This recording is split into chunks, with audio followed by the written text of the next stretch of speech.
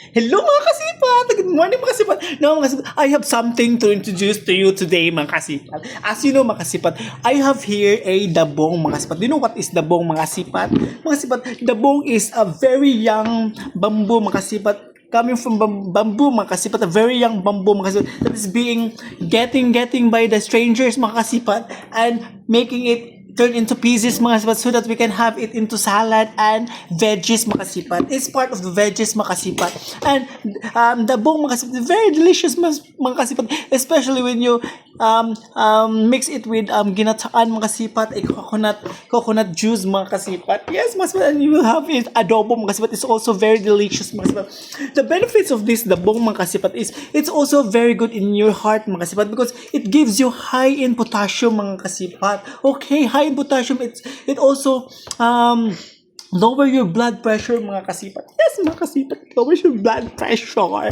And then mga kasipat, it also controls your, according to research mga kasipat, it controls your diabetes, your sugar in your blood mga kasipat. So it will maintain a good balance mga kasipat. You will not have diabetic mga kasipat. Yes mga kasipat.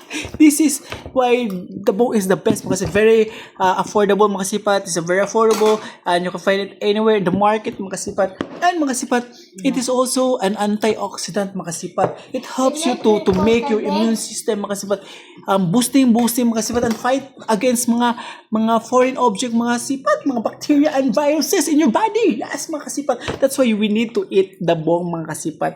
And it's very delicious. Let's taste.